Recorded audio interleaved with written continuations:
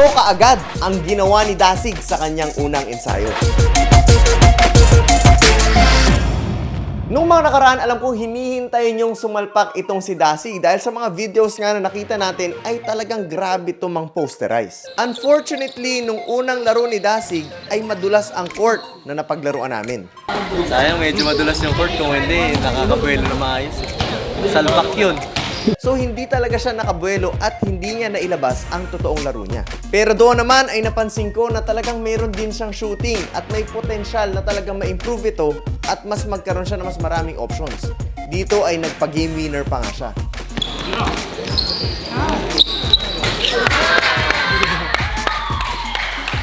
Guys, short commercial muna tayo dahil last 14 days na lang ng enrollment para sa Christmas camp natin on December 21 at pwede pa kayo humabol. Message lang kami sa number na to or sa Mavs Academy Facebook page at magkita-kita tayo on December 21 sa Don Antonio Heights, Quezon City. Again guys, last 14 days of enrollment. See you soon. Okay, ulitin ko lang. Pag tumalon tayo, katulad dito, dalawa na, same lang din yan pag nag-workout tayo. Jump attack tayo, meron lang tayo hawak na weights. Pero yung buwelo natin, it's just the same. So kapag andyan ka na, one dribble, 1, 2. Pag bibelo ka na umangat, kailangan maalala mo kung paano ako bibelo pag nandun tayo sa bahay. You get me? Huwag mong baguhin. Kasi yung iba sa inyo, pag tumalon na, pasubsob na, wala sa tamang balanse, basta na lang tumatalon. Okay? Dun sa 1, 2 mo, focus 1, 2. Ito ginagawa natin paulit-ulit to. May mga workout tayo na 100 beses, 100 repetitions na made layups, made hang times. Di ba gumagawa tayo 100 made shots? Gagawa tayo 100 hang times na iba-ibang klase para ka na rin nagli-legs nun. Pero actual movement sa game. Okay? Pag ginawa mo yun na explosive, paulit-ulit, hindi ka lang gagaling finish. Lalakas yung core mo, yung balance mo sa ere. Di mo napansin, may mga matataas tumalon pero hindi kaya humang time. Kasi ang hang time, mula sa taas ng talon. May mga mabababa tumalon pero ang galing humang time. Kasi yun naman yung mga may balanse. May timing, may balanse. So if nagpapataas tayo tumalon, tapos hindi naman tayo balanse sa ere, pagdating sa mga ganitong sitwasyon, hindi ka rin makakalikap na maayos. Okay, magkaiba yun. So if tataas talon mo, at the same time gaganda yung balanse mo sa ere, lalakas yung core mo sa ere na magagamit mo, doon ka makakahang time talaga. Get me? So, again, pagdating sa game, hindi tayo ganyan ka-fancy. Hindi naman natin kailangan lumayap na sobrang arte. Pero pagdating sa ensayo, gagawin natin siya. Pahirapan natin. Okay? Kasi gusto natin atakihin yung balance natin. Saan ba tayo na out of balance? Saan ba tayo kapag umangat tayo parang hindi natin mali-layup? Para pagdating sa game, yung mga simpleng layup, yung mga bolang ilalayo mo, magiging madali na lang yun. Get me? Pilitin mo, pag angat mo, hang mo, tapos finish natin. Okay lang sumablay. Sasablay ka talaga dyan. Layup yan, pero sasablay ka talaga dyan. Get me? Let's go. Tara. Let's go. Ah! Come on. Nice one, Ash. Go. Layo mo, Erlan, ha? Nice one, Erlan. Come on, Dasig. Buelo. Perfect. Good job. Nice one, Mix. Sige lang, gumaganda. Come on, Sean. Perfect, good job. Good go. Ups, hindi ganon. Okay.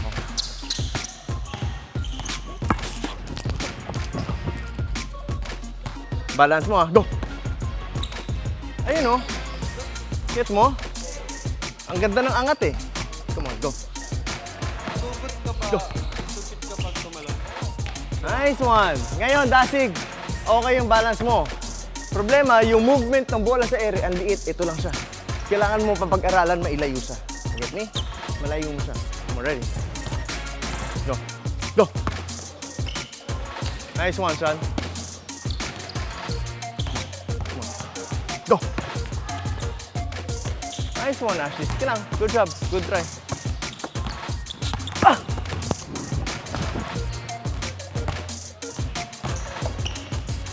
Yun! Nice one, Dasig. Good job. Come on, Erlan. Come on. Quick, go. Sige lang. Ha? Oo nga pala, no? Hindi. Gagawin ko yung ginagawa ni Ashley. Titigil ako sa ere mga 5 seconds to, mga 5 seconds.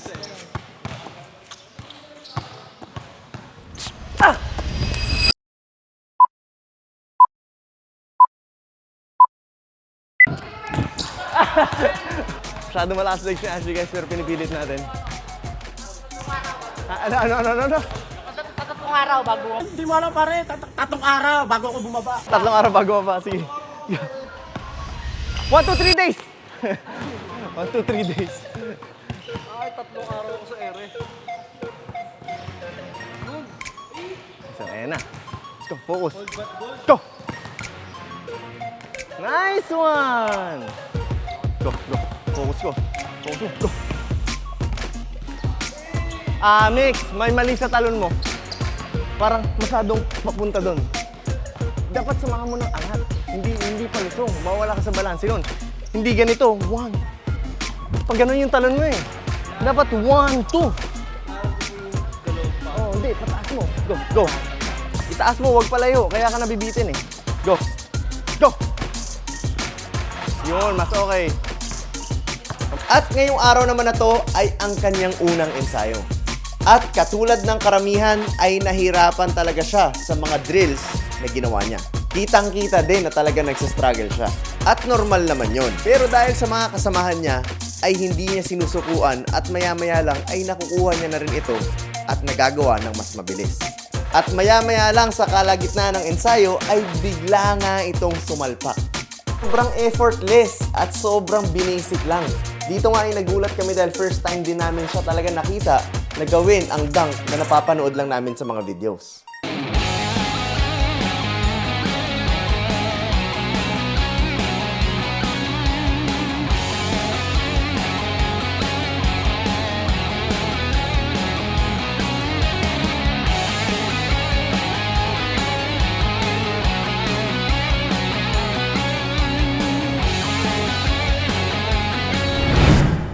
Nangihinayang lang kami dahil sa dulas ng court nung huling naglaro kami ay hindi niya ito nailabas. Pero okay lang yon dahil doon naman sa laro na yun ay nakita ko din ang iba niyang mga strengths at talaga namang nagpunta siya dito para sa improvement. Nga pala guys, si Dasig ay isang SK chairman doon sa lugar nila sa Samar. At isa sa mga pangarap niya kung bakit niya gusto mag-ensayo sa amin ay kasi gusto niya ring makapagturo doon sa mga kabataan para mas mag-guide sila na maayos. O diba guys, sobrang ganda ng goal niya. At dahil sa purpose na yon, ay sa tingin ko din na talagang magiging magaling na leader itong si Dasig para sa mga kabataan. Iba-iba talaga ng purpose guys, no, kung bakit kami nag-iensayo. Yung iba dahil gusto makapag-professional, yung iba naman katulad ni Mark ay dahil gusto niya maging skills trainer. Ito naman si Dasig ay para madala yung training na ginagawa namin dito dun sa mga kabataan na naghihintay sa kanya pabalik ng Samar.